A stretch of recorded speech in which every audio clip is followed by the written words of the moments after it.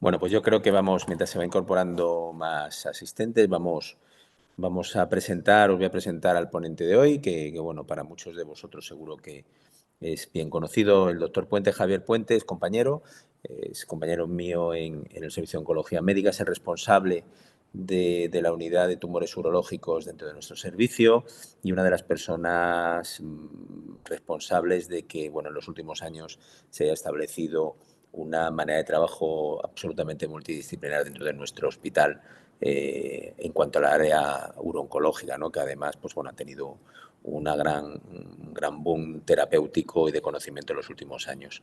Él, además de ser autor de numerosos artículos, investigador principal en proyectos tanto ensayos clínicos como estudios académicos, como proyectos translacionales. Es doctorado en medicina, es profesor asociado de la Universidad Complutense y participa también en mucha formación a nivel de máster, tanto como ponente como codirector. Fue director del Instituto de Oncología de nuestro centro y o socio fundador de la Junta del Consorcio WART para la investigación en tumores urológicos, secretario del Grupo Centro de Tumores Genitourinarios y miembro activo del Grupo Español SOGUP, y además es editor asociado de la revista Kidney Journal. Para mí es un placer y un orgullo poder presentar al doctor Puente, a Javier. Además, veréis, para aquellos que no le conozcáis, que es un excelente comunicador. Y yo creo que el tema que hemos elegido para que él desarrolle es un tema de enorme importancia en la actualidad, ¿no? Parece que es obligado rebiopsiar a los pacientes cuando recaen, pero yo creo que no existe tampoco un núcleo de conocimiento hasta qué punto y en qué situaciones y qué ofrece de sí hasta qué punto la rebiopsia de todos nuestros enfermos, ¿no?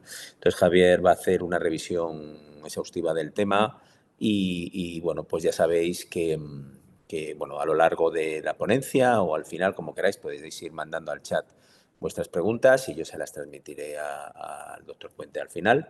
Y bueno, pues espero que sea de interés y nada más. Os dejo ya con Javier Puente. Javier, cuando quieras. Muchas gracias, Pedro. Quisiera, bueno, en primer lugar agradecer a los organizadores, a la Fundación ECO, a ti en particular por la invitación y a Health in Code por la organización de estos webinars. Tenemos 20 minutos para, de alguna forma, intentar responder a esta pregunta, si deberíamos o no rebiopsiar a todos los pacientes a la recaída, y yo lo ampliaría incluso a la progresión en la enfermedad metastásica. Como decía el doctor Pedro Pérez Segura, es una pregunta de un gran interés clínico, puesto que de alguna forma responder a esta pregunta puede modificar nuestra forma de actuar y el manejo de los pacientes, tanto en el seguimiento de enfermedades neoplásicas que hayamos podido diagnosticar, como en el proceso del tratamiento de la enfermedad avanzada. Bueno, estos son mis conflictos de intereses. Bueno, yo creo que el primer concepto y establecerlo de una forma sostenida a lo largo de la presentación es un concepto de heterogeneidad tumoral. Y con mucha frecuencia y basándonos en numerosísimas evidencias científicas, conocemos que existe una enorme heterogeneidad tumoral, entendida como esa peculiaridad o característica que tienen las neoplasias de presentar diferentes focos fenotípicos y también genotípicos que condicionan un comportamiento biológico cualquiera que sea. No hay dos pacientes iguales, como en el mismo tumor tampoco hay dos zonas iguales. Y para muestra, pues este ejemplo.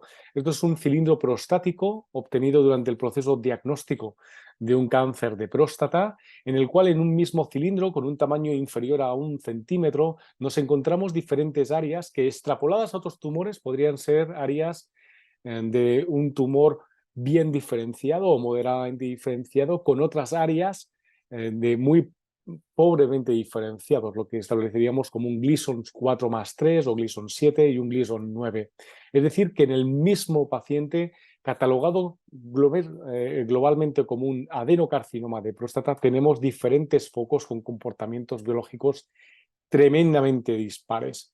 ¿Qué efectos puede tener esa heterogeneidad para los médicos y para nosotros como oncólogos médicos?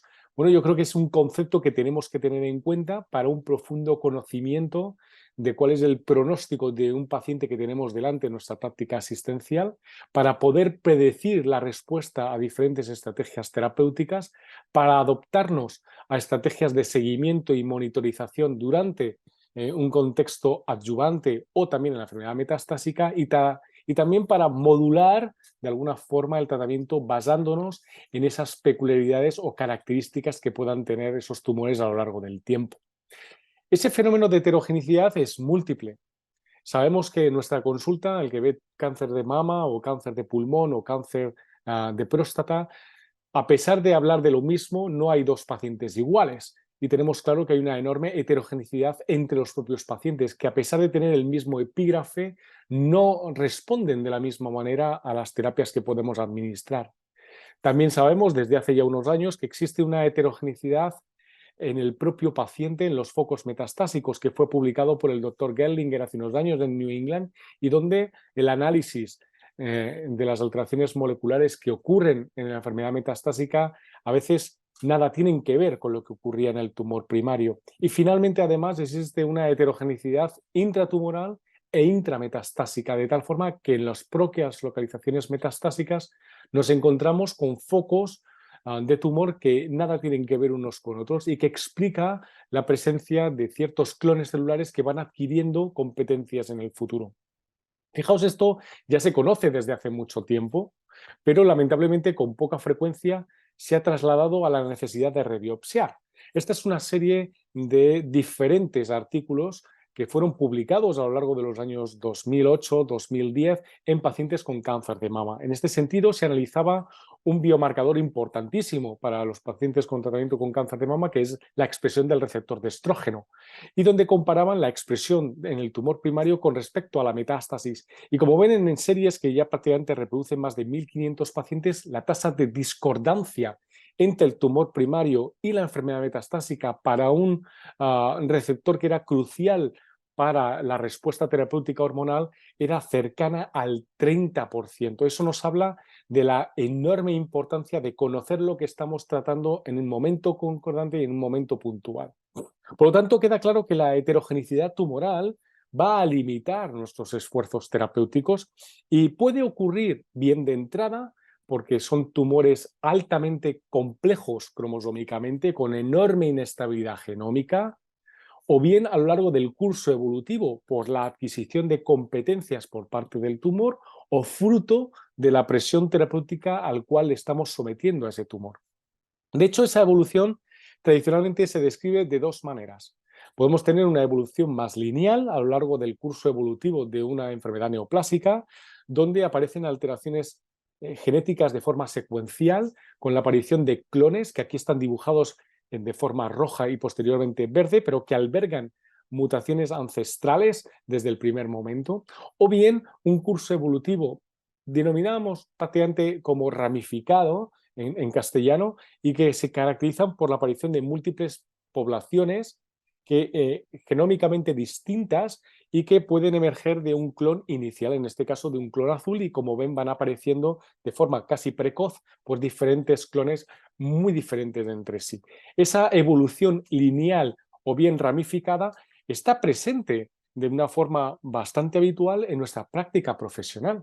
Por ejemplo, en los tumores primarios prostáticos suelen surgir como lesiones tumorales clónicas donde son diferentes tanto fenotípica como genotípicamente en un propio individuo. Antes lo hemos visto en un cilindro prostático que hay áreas parcheadas de Gleason 7 que pueden tener sobreexpresión de ciertos genes de fusión, como el que ven aquí ARG, que traduce genes de fusión que transcriben el receptor de andrógeno, y otras áreas que fenotípicamente son completamente diferentes, que pueden tener Gleason 9 y que genotípicamente, por ejemplo, pues pueden asociarse a una pérdida de PTEN. Y esos tumores están presentes desde el mismo momento en que diagnosticamos esa neoplasia. Y esos clones celulares pueden ser responsables del curso evolutivo muy diferente, de tal forma que algunas van a desencadenar recurrencias bioquímicas u otras son capaces de hacer enfermedad metastásica, bien hormosensible o bien resistente a la castración. Y por lo tanto es tremendamente importante conocer la existencia de esos diferentes clones celulares, qué alteraciones genómicas presentan y qué carga alélica presentan y que puedan influir o no en la terapéutica de nuestros pacientes. Otro ejemplo, por ejemplo, puede ser el grupo de Design Naturali, que es un grupo inglés que ha intentado identificar también cómo es posible que haya tumores que tengan un comportamiento más indolente y otros tumores mucho más agresivos. Ven en la parte superior de la diapositiva un paciente A, denominado K548, que es un paciente que debutó con un cáncer renal metastásico con afectación ósea, ganglionar, hepática, adrenal y con derrame pericárdico. Este paciente se le trató con Pazopanib durante 5 meses, desgraciadamente progresa, recibe una inmunoterapia en forma de nivolumab, 2 meses, progresa y fallece de su enfermedad. Cuando analizan los focos metastásicos, el tumor primario, mediante técnicas de secuenciación masiva, se dan cuenta de que la enfermedad metastásica y el tumor primario eran muy similares entre sí, es decir, hay poca heterogeneidad, pero sí que eran tumores muy complejos cromosómicamente, como ven, pérdidas importantes de los 2 alelos del von Hippel-Lindau, mutaciones de PRBM1, SETD2, etcétera, o pérdidas de grandes brazos de cromosomas, ¿no? En la parte de abajo ven un paciente B, el K489, un paciente que debuta inicialmente, se opera, recae a nivel pancreático 86 meses después, se reseca, posteriormente hace enfermedad pulmonar, se le trata con Avastin interferón, está 3 años, progresa, se le pone Sutent, progresa, Axitinib, progresa, Nivolumab y finalmente, después de varios años de evolución, finalmente fallece. Y cuando analizan ese curso evolutivo se dan cuenta de que son tumores tremendamente heterogéneos entre sí, entre lo que sería el tumor original y las diferentes metástasis que van apareciendo en el tiempo, pero que inicialmente eran tumores con poca complejidad. Eso nos abre la puerta a hablar de diferentes cursos evolutivos y que posiblemente necesitemos estudiar las metástasis para poder enfrentarnos a un tumor en concreto. Hay tumores con una evolución más lineal que mantienen esa alteración, por ejemplo, en cáncer de riñón, la pérdida del brazo corto del cromosoma 3 y la disfunción del von Hippel-Lindau, que se puede mantener en el tiempo durante mucho tiempo, y son gente, por ejemplo, que está con un inhibidor de la angiogénesis durante muchísimos años, que tienen poca complejidad cromosómica, poca heterogeneidad intratumoral, mientras que hay otros tumores que pueden ser muy complejos cromosómicamente, poco heterogéneos, pero muy agresivos, y otros que es todo lo contrario. Por lo tanto, esto es importante, porque las implicaciones que vayan a tener estas heterogeneidad tumoral van a condicionar la existencia de genotipos clonales diferentes. No todas las mutaciones van a estar presentes en todas las células. Va a desencadenar expansión o el declive de algunas poblaciones clonales a lo largo del tiempo.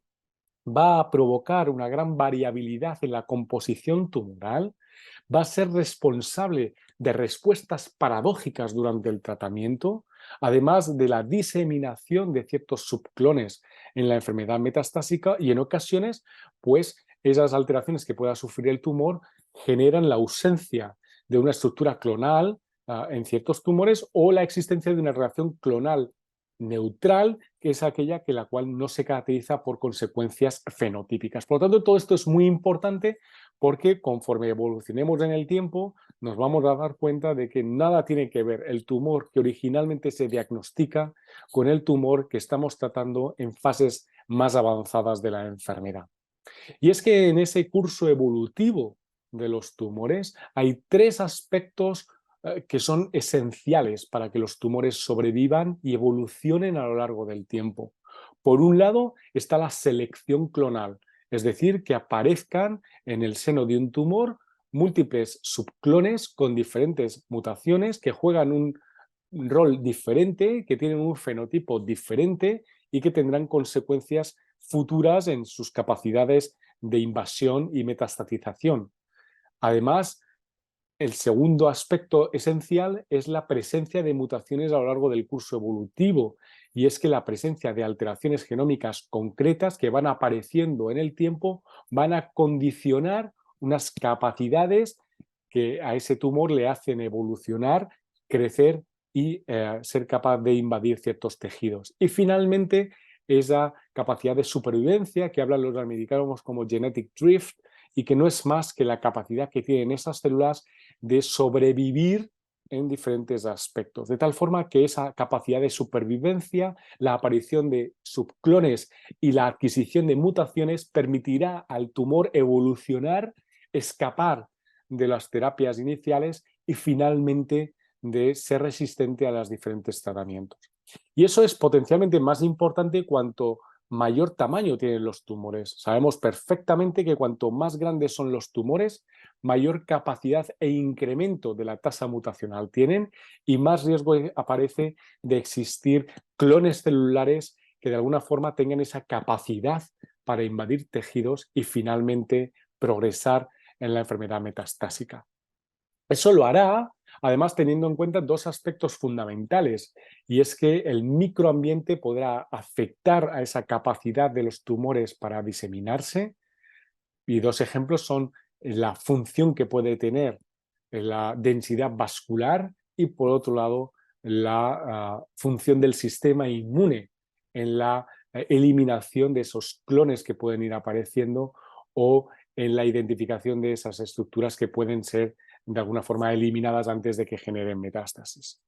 Pero lo cierto es que toda esa heterogeneidad que se adquiere con el tiempo en base a esas tres características que hemos dicho, de selección clonal, de aparición de mutaciones y de capacidad de supervivencia, va a tener también su trascendencia cuando los sometemos a terapias, o bien en el contexto adyuvante o bien en un contexto de enfermedad metastásica, ya que ese tratamiento que nosotros administramos pueden condicionar la aparición de subclones que, acompañadas de alteraciones mutacionales concretas, pueden derivar en clones resistentes que finalmente hagan evolucionar el tumor. Y esto es especialmente interesante, sobre todo cuando en los últimos años hacemos grandes esfuerzos en la identificación de alteraciones moleculares concretas que son tratadas de forma específica por fármacos con diana molecular, como puedan ser pues, las alteraciones de PI3K, de BRAF, ALK, MET, ALK, o en BRCA1, BRCA2 o en TRAC. De tal forma que todos estos fármacos que ven en esta diapositiva tendrán el interés cuando son seleccionados molecularmente para poder ser tratados. Pero con el tiempo, la adquisición de mutaciones, la aparición de clones con capacidades de invasión y de superar estos tratamientos ponen en entredicho de alguna forma la eficacia de estos tratamientos y la aparición de resistencias. De tal forma que lo más normal es que a un paciente en concreto que diagnosticamos y que incluso podemos ser capaces de llevar a cabo análisis genómicos complejos para identificar alteraciones moleculares concretas, la administración de ciertos medicamentos de diana molecular puede condicionar en el tiempo la aparición de resistencias de nuevo, debido a esa capacidad que hemos visto de adquirir mutaciones, de aparición de subclones celulares y de esa capacidad para evitar la muerte celular.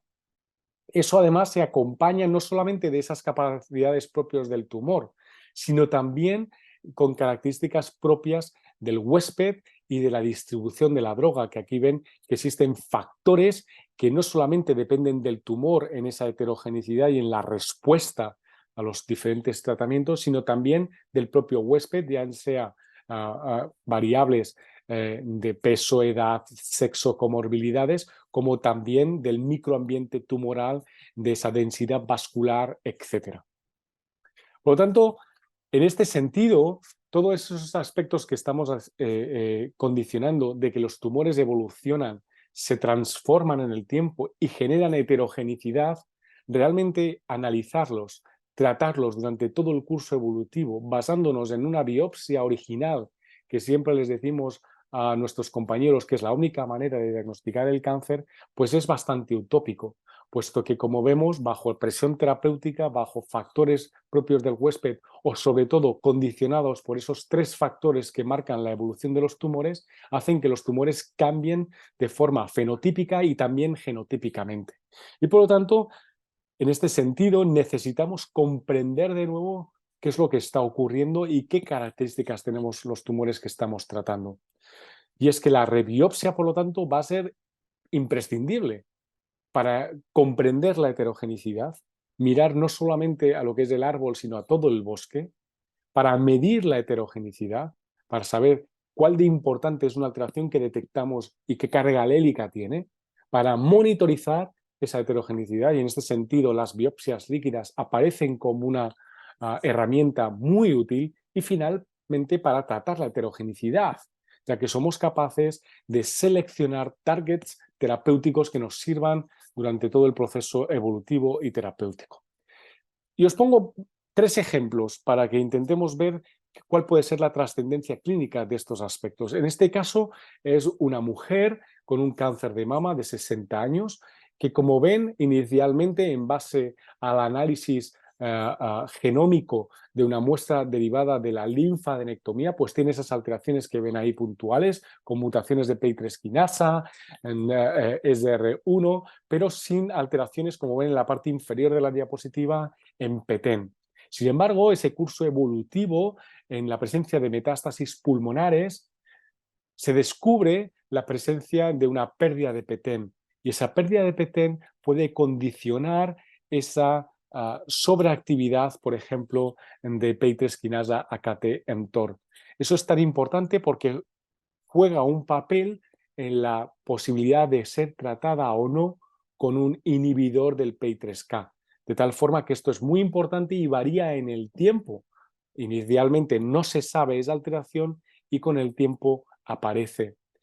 Otro caso es este, un paciente de 38 años diagnosticado de un adenocarcinoma de pulmón con un reordenamiento de ML4-ALK que no presenta ninguna otra alteración, que es tratado con inhibidores de ALK como crizotinib y alectinib, que prácticamente a los 18 meses vuelve a progresar, y el análisis de esas progresiones pone de manifiesto no solamente la presencia de esa fusión de ALK, sino también una mutación concreta de EGFR, lo cual hace que se utilice otro inhibidor con esa capacidad dual de tratar ambas alteraciones, como es brigatinib, que se eleva la dosis incluso en la pseudoprogresión, y se acaba utilizando una combinación de alectinib y osimertinib, hasta que finalmente ante la nueva progresión se vuelve a analizar y hay una pérdida de nuevo de esa mutación, y sigue teniendo un papel la fusión de ALK y vuelve a ser tratado, de tal forma que, como veis, esas experiencias terapéuticas están basadas en la aparición o desaparición de alteraciones moleculares concretas basadas en el análisis de muestras de tumor. Y finalmente otro, un varón de 42 años que presenta una fusión de ALK sin alteraciones concretas, tratado con alectinib, que posteriormente a la progresión se sigue encontrando la misma alteración de ALK sin nuevas adquisiciones, insistiendo en la vía de ALK, hasta que finalmente en una de esas progresiones el análisis vuelve a demostrar una mutación de GFR con mutación de T790M, que es tratada con brigatinib y osimertinib, como ven ahí, o con brigatinib y quimioterapia. Lo cual hace que al final lo que estamos haciendo es intentar demostrar cuál es realmente la alteración molecular que pueda estar de alguna forma condicionando la progresión tumoral y abrir oportunidades terapéuticas durante todo este proceso. Obviamente, esas alteraciones son importantes de conocer, tenemos que trabajar de la mano de nuestros compañeros biólogos moleculares. El Hospital Clínico ha sido también uno de los centros pioneros en tener un comité que permite cada vez, una vez al mes, analizar estos resultados de secuenciaciones masivas que nos permitan entender qué es lo que ocurre con un paciente en concreto, qué alteración es importante, cuál tiene una carga alélica importante para poder ser tratable y poner las bases para que realmente identificar una alteración tenga sentido terapéutico en un paciente en concreto. En este sentido, obviamente, si la rebiopsia es fundamental para entender cómo evolucionan los tumores, obviamente es muy difícil llevar a cabo biopsias seriadas de tejido sólido.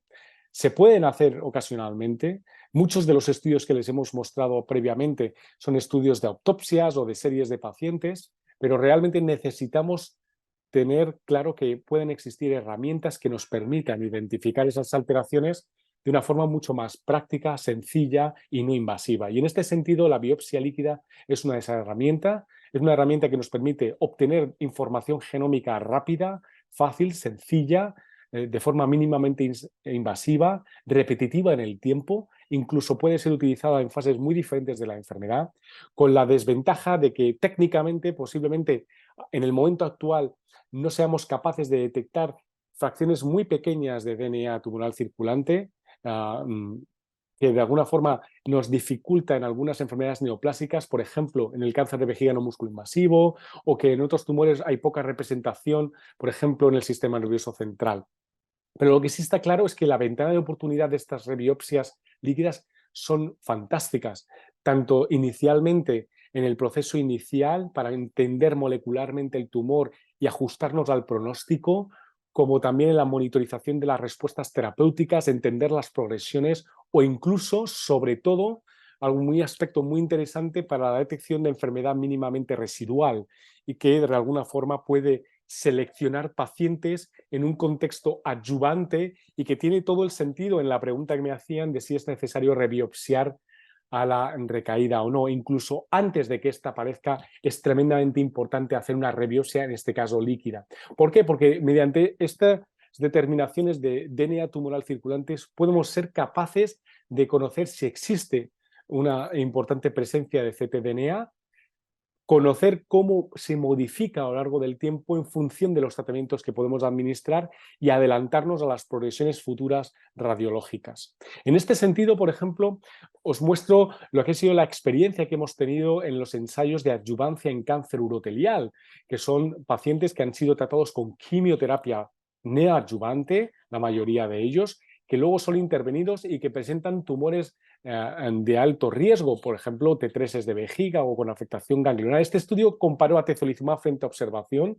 No se encontraron diferencias a favor de la inmuno frente a la observación, pero sí que analizamos la presencia de ctDNA en las muestras seriódicas y lo que nos vimos es, primero, que es algo que ya conocíamos, la presencia de ctDNA en pacientes resecados de alto riesgo tiene información pronóstica. Aquellos que presentan el DNA tumoral circulante tienen mayor riesgo de recaída y también una tendencia a una peor supervivencia. Ya teníamos metaanálisis que iban en la misma dirección. Aquí, como ven, hay una enorme asociación entre la presencia de ctDNA y el riesgo de recurrencia. Y lo que es más interesante, cuando administramos tratamientos, en este caso con atezolizumab, somos capaces de revertir la presencia de ctDNA, transformarla en una presencia negativa, y eso puede tener un impacto positivo en la evolución de nuestros pacientes. Tanto es así que eso da pie al estudio que tenemos abierto, por ejemplo, en el Hospital Clínico, que es el estudio InVigor 011 en pacientes que reciben neoadjuvancia, que se operan posteriormente, que tienen un alto riesgo de recaída y que se les seria en el tiempo la presencia de ctDNA, y en el momento en que ese ctDNA aparece, los pacientes son randomizados a atezolizumab frente a placebo. Estas estrategias son igualmente útiles en otros contextos de enfermedades tumorales.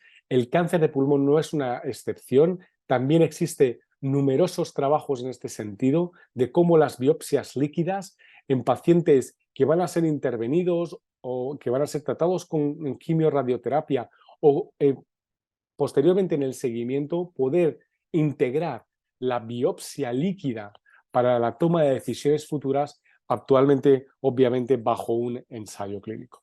Por lo tanto, yo creo que para concluir, y con esto estoy acabando, la heterogenicidad es una necesidad evolutiva de los propios tumores. Los tres mecanismos que regulan esa heterogenicidad son la selección clonal, la presencia de mutaciones y la capacidad de supervivencia, que nosotros estamos en disposición de poder conocer esa heterogenicidad de la mano del análisis de secuenciaciones masivas, bien en tejido o en líquido, en saliva, en sangre, etcétera, porque esa heterogeneidad es básica para comprender el curso evolutivo, el pronóstico, como hemos visto, y también las oportunidades terapéuticas. Y si comprendemos mejor de qué manera somos capaces o de esos tumores de progresar, de recaer, podemos entender mucho mejor el tumor de cada uno de nuestros pacientes y ofrecer las mejores oportunidades terapéuticas. Por lo tanto, ¿debemos rebiopsiar a todos los pacientes a la recaída? Yo creo que sí, que estamos en disposición de poderlo hacer, se puede hacer, y realmente hacerlo contribuirá a un mejor entendimiento de la enfermedad neoplásica. Y nada más, estoy abierto a cualquier pregunta que me quieran hacer. Muchas gracias. Pues muchas gracias, Javier. Ha sido una estupenda presentación y además con un montón de evidencia científica, ¿no? Mientras se van animando los participantes en hacer preguntas, os recuerdo que lo podéis hacer a través de la herramienta que tenéis en el Zoom de preguntas y respuestas o en el chat. Yo tengo aquí varias cosas que me gustaría, las has ido tocando, ¿no? Pero Ujú. por intentar sacar de ahí. El inicio, yo creo que ha quedado clarísimo que la heterogeneidad es una panheterogeneidad, ¿no? Es decir, heterogeneidad interpaciente, intrapaciente, intratumor, intrametástasis, intermetástasis. Entonces, claro, cuando planteamos rebiopsiar, pues estamos haciendo una técnica invasiva, Ujú. eligiendo una lesión Ujú. y, claro, lo que vamos a tener es la fotografía de esa lesión.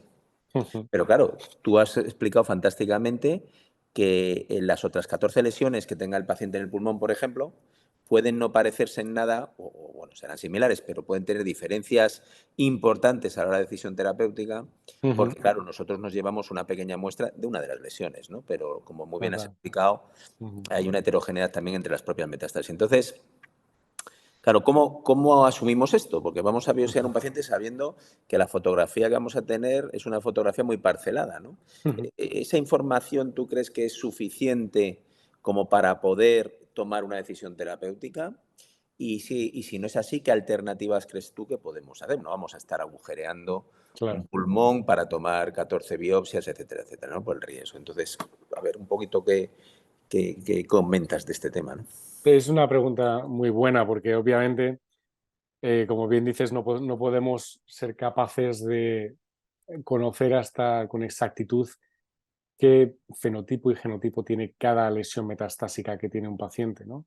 Yo creo que es importante distinguir entre esos dos cursos evolutivos que hemos visto. Yo creo que cada vez hay más evidencia que hay que distinguir esos pacientes que debutan de una forma concreta, altamente explosiva, con enfermedad metastásica múltiple, cortos en el tiempo, donde posiblemente la evidencia nos muestre que esos tumores eh, presentan poca heterogenicidad. Esos tumores, en líneas generales, comparten mucha información de la metástasis con el tumor primario y de alguna forma en esas lesiones no vale la pena tampoco hacer un esfuerzo importante en ser capaces de rebiopsiar esas lesiones. Pero sí que tengo más o tiene todo el sentido del mundo en esos pacientes que tenemos que a pesar de diferentes tratamientos van apareciendo lesiones nuevas o crecen algunas en concreto. Obviamente, como bien dices, no podemos hacer y rebiopsiar la metástasis pulmonar y la metástasis hepáticas que aparece en un paciente en el primer escáner de control que le sometemos en un paciente que recibe una lectinib o que recibe cualquier otro fármaco de diana molecular. Yo creo que en este sentido, lo que hablaba de la gran heterogeneidad ocurre sobre todo en cursos evolutivos diferentes, es decir, pacientes que están 6 meses, progresan, aparece otra lesión, 8 meses ya aparece otra lesión. Esas lesiones entre sí son muy diferentes, pero cuando en un mismo paciente progresa en diferentes localizaciones, creo que basta con solamente una para tener una foto de lo que está ocurriendo en ese momento puntual. Obviamente, el hacer esas biopsias y agujerearles es complicado, es diferente, por eso yo creo que tiene más valor en el futuro y estoy convencido de ello. Y yo sé que tú también, que va a ser la biopsia líquida, puesto que eso nos va a ofrecer sobre todo la ventana de oportunidad constante de un paciente que está progresando en diferentes líneas sin tener que someterle a unas pruebas invasivas, ¿no? Como puede ser una biopsia. Pero en definitiva es lo que te digo, yo creo que en esos pacientes que progresan de forma puntual, con una sola lesión me parece suficiente. Yo creo que este aspecto, este punto, yo creo que desde el punto de vista asistencial es muy importante, porque claro, luego tenemos que primero convencer al cirujano o al radiólogo Ujú. vascular que lo haga y que no le gusta nada muchas Sí, veces, por ujú, lógicamente al final es el que se mete en faena, pero bueno, correcto. también orientarle, que siempre nos lo preguntan mucho, ¿no? Dice, bueno, Ujú, ¿y cuál quieres? ¿No? Se valora la efectivamente. accesibilidad, Ujú, lógicamente, y la seguridad del paciente lo primero, pero bueno, a lo mejor la selección también ahí los oncólogos podemos, con todo esto que estás comentando, yo creo que estos datos clínicos son muy importantes a la ujú. hora de poder optimizar una intervención que al final es de riesgo, ¿no? Eso Y es. aquí engancha con lo que, bueno, pues has sacado el tema, ¿no? Has presentado el toro de la biopsia líquida, ¿no? Es decir, Ujú, ¿cuáles crees tú en este momento? Lo has comentado, ¿no? Pero ujú. por remarcar el mensaje, las limitaciones que tenemos para algo que es el paradigma, sería, ¿no? El gol Claro. estándar, algo Ujú, accesible, repetible, técnicamente fácilmente estudiable y tal. ¿Cuáles crees que Ujú. son las barreras que tenemos en la actualidad para que no incorporemos la biopsia líquida, que además nos va a dar una foto Claro. probablemente más realista Ujú. de esa heterogeneidad, ¿no? Claro. Yo creo que hay algunos factores que obviamente se escapan de la evidencia, que son factores de accesibilidad y coste y de integrar la tecnología en los hospitales, ¿no? Eso es un aspecto fundamental que es importante insistir en esta necesidad, ¿no? Pero que no voy a entrar porque obviamente se da por supuesto de que estas técnicas necesitan también un soporte y una financiación que es necesaria. Por otro lado, sí que hay unos aspectos técnicos importantes, ¿no? Como he comentado previamente, pues hay enfermedades neoplásicas que por sus características, por su volumen, por su expresión, pues cursan con escasos o muy poquita cantidad de DNA tumoral circulante y eso puede, de alguna forma, limitar la información que tengamos del genotípico de estos tumores. Con frecuencia, pues en tumores que no tienen tanta carga tumoral, ¿no? Pues en mi campo, pues las vejigas no musculoinvasivas o, por ejemplo, la situación de resistencia a la castración sin metástasis evidentes en el TAC, son situaciones donde es difícil entender, a pesar de que sabemos que los tumores persisten porque están presentes, o bien porque elevan el PSA, o bien porque hay una cistoscopia que lo dicen, pues analizarlo con una biopsia líquida. De todas formas, por ejemplo, en el campo de la vejiga podemos entrar también en lo que es la orina, ¿no? Que también tiene su misión en el futuro.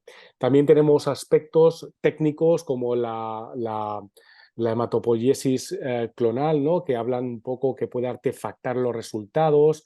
Bueno, pues podemos tener algún tipo de limitación en la enfermedad que afecta al sistema nervioso central, aunque nuestro compañero Santi ya presentó en algún congreso, el doctor Cabezas, la posibilidad de llevar a cabo este tipo de técnicas también en análisis del líquido cefalorraquídeo, pero tampoco hay una evidencia más allá de lo que se está haciendo en nuestro hospital o, bueno, pues de alguna forma, pues de algunas localizaciones metastásicas, ¿no? Donde pues los estadios más precoces pues no nos acompañan, ¿no? Entonces, en ese sentido, también la biopsia líquida, entiendo que con el tiempo superará también esas limitaciones técnicas, pues pueda tener hoy en día también algunas deficiencias, ¿no? Estoy de acuerdo, sí. Mira, hay un comentario, pregunta que hacen, dice, Sí. estoy de acuerdo, lo leo textualmente, estoy de acuerdo en lo que comenta respecto a la rebiopsia y el futuro de la biopsia líquida. Ujú, Pero ¿cómo encajar esto en el gasto hospitalario? ujú, Imagino que la reticencia de las gerencias vendrá por el aumento de gasto a pesar del beneficio para los pacientes. ujú. Bueno, obviamente cualquier innovación, cualquier proceso que tenga como objetivo un mejor conocimiento científico va asociado a un gasto. Lo que tenemos es ser capaces de, por un lado, demostrar a las gerencias de los hospitales que este gasto que vamos a desarrollar con este tipo de técnicas o va acompañado de un uso más racional de los recursos que tenemos, ¿no?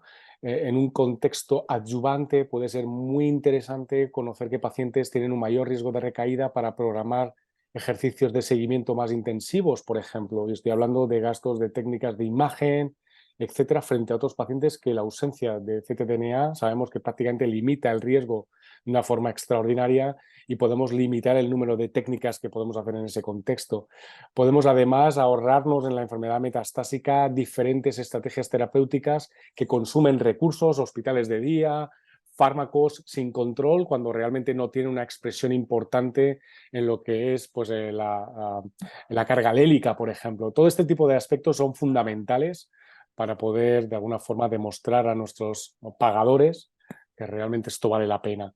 Y un aspecto fundamental, y es que la medicina de precisión de este siglo XXI tiene que acompañarse sí o sí de un mejor conocimiento de la enfermedad biológica y no siempre es posible obtener una biopsia sólida, ¿no? Yo creo que aquí es muy importante, ¿no? Yo creo que más que hablar de gasto hay que hablar de inversión. Es decir, Efectivamente. realmente Ujú, hablamos siempre de partidas, que la innovación son como partidas aparte. No es que ujú, montamos esta técnica que vale tanto, no. ¿Cuánto me cuesta en la atención sanitaria de un proceso completo de un paciente con un cáncer avanzado, eso ¿no? es. Me cuesta tanto, vale. Si yo Ujú, invierto una cantidad de dinero añadida, pero eso va a tener luego una correlación en la reducción de gasto, ya no solo farmacológico, de asistencia a urgencias, de otras intervenciones que hay que hacer, etcétera, probablemente veríamos que el impacto en el coste de proceso claramente tiene un beneficio, ¿no? Yo creo que en ese aspecto está claro. Me ha gustado mucho lo que has estado hablando también sobre el tema de no solo rebiopsiar cuando hay progresión. Ahí cuando hay progresión realmente pues vamos a intentar encontrar algo que nos permita tomar una decisión más dirigida, pero me parece clave el poder testar a los pacientes antes de que se produzca la recaída radiológica. Sabemos que cuando hay recaída radiológica el volumen tumoral es muchísimo más grande. No sé, recordemos estas cosas que te enseñan en el primer año de residente, que 1 centímetro de tumor son 1.000 millones de células, ¿no? Entonces, no podemos esperar a que la lesión tenga 1.000 millones de células, sino que tenemos que actuar antes, ¿no? Que será la manera de poder adelantarnos a que la carga tumoral, el volumen tumoral sea incontrolable, ¿no? Entonces, en ese aspecto me ha gustado mucho el tema de intentar en la medida. Yo creo que estos ensayos en los que se está incluyendo las biopsias periódicas, yo creo que nos van a enseñar mucho de qué papel puede ocupar la biopsia líquida o del tipo que sea. Hay tumores que sabemos que tenemos lesiones muy accesibles, externas, y yo creo que en ese aspecto vamos a tener información interesante, ¿no? Hay una pregunta, dice, cuando deciden rebiopsiar, ¿cuánto tiempo tarda esta secuenciación?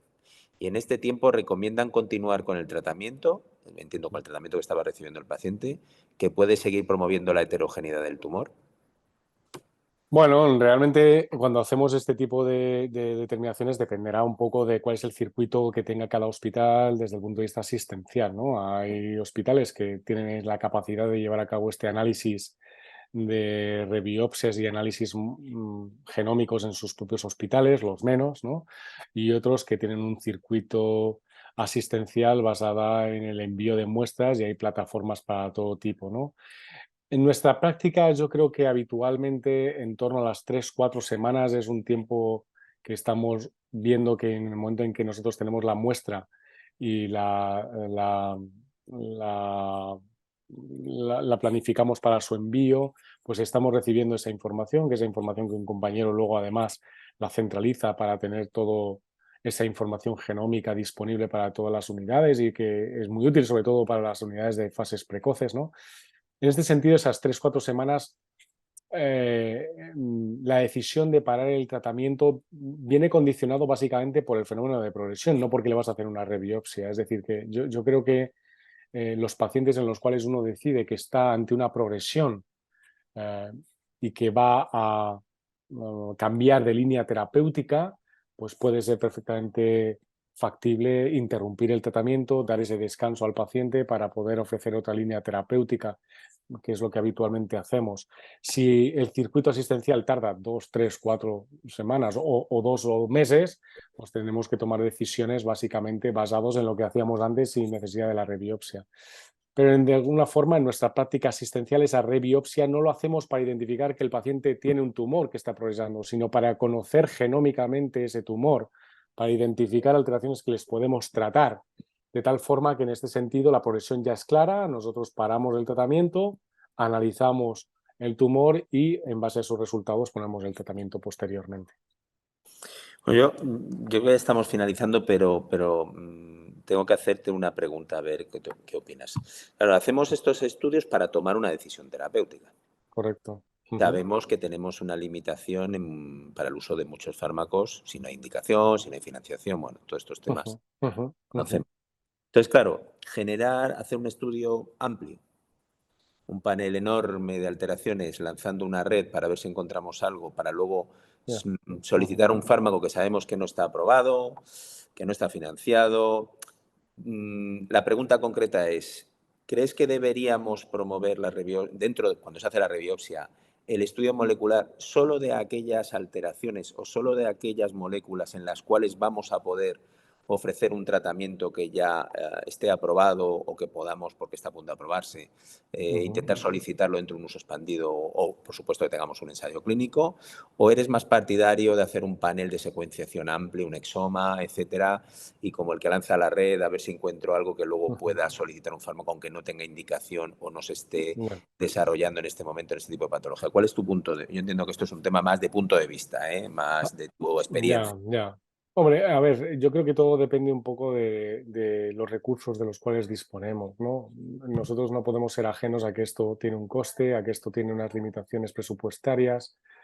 Y si hablamos de llevarlos a cabo, este tipo de análisis, con un objetivo meramente asistencial, en el cual voy a ofrecer un talento que conozco, obviamente lo normal es hacerse un panel con lo que uno pueda poner después.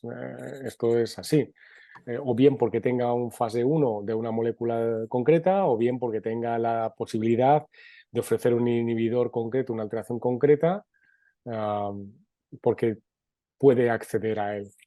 Pero yo tengo la sensación de que conforme más información tenemos, y yo creo que la labor, por ejemplo, que está haciendo la unidad de fases uno en nuestro hospital es muy interesante, porque si tienes la posibilidad de hacer análisis más completos, con múltiples cosas, puedes identificar subpoblaciones que en el futuro te permitan desarrollar estudios y ensayos concretos en esas alteraciones. Es decir, yo no dispongo de un tratamiento para una alteración que hoy en día desconozco, pero dentro de 3 meses aparece un estudio donde yo puedo ir a mirar todos los que he tenido y cuál ha sido su evolución clínica. Por lo tanto, si no hay limitaciones presupuestarias, si en un mundo ideal, con un interés fundamentalmente investigador y sobre todo de ampliar el conocimiento a máximos. Si estamos en un mundo donde desgraciadamente también es importante que los recursos son limitados y tenemos que de alguna forma ser capaces de hacer un uso más racional de los recursos, sería más partidario de hacer una plataforma más concreta con aquellas alteraciones que son tratables de forma específica con lo que tenga. Bueno, pues yo creo que ha quedado muy claro, ¿no? La necesidad de rebiopsiar a los pacientes. El doctor Puente ha aportado además alguna serie de elementos que nos pueden ayudar a seleccionar perfil de paciente, momento, técnica, selección de lesión, y yo creo que esto es muy importante en el día a día. Creo que además debemos pensar no solo efectivamente en el tratamiento de ese problema puntual que tenemos delante, sino del conocimiento que se va a generar y que pueda ayudar a los siguientes pacientes que vamos a ver, ¿no? Y yo creo que esto, no estamos en situación de perder ni una milésima de tiempo en aprovechar toda la investigación que genera un paciente en beneficio del resto de la población o generar hipótesis de trabajo, que los comités moleculares yo creo que en este aspecto están organizando toda esta información y generando una cultura de trabajo multidisciplinar y de pensamiento de proceso a largo más plazo del paciente. Y bueno, pues la verdad es que yo creo que bajo mi punto de vista ha sido una ponencia excelente. Muchísimas gracias, Javier. Gracias a vosotros. Y nada, invitaros como siempre a que sigáis siguiéndonos en estos webinars. Tendremos uno el mes que viene. Y nada, muchísimas gracias a todos. Gracias, Javier.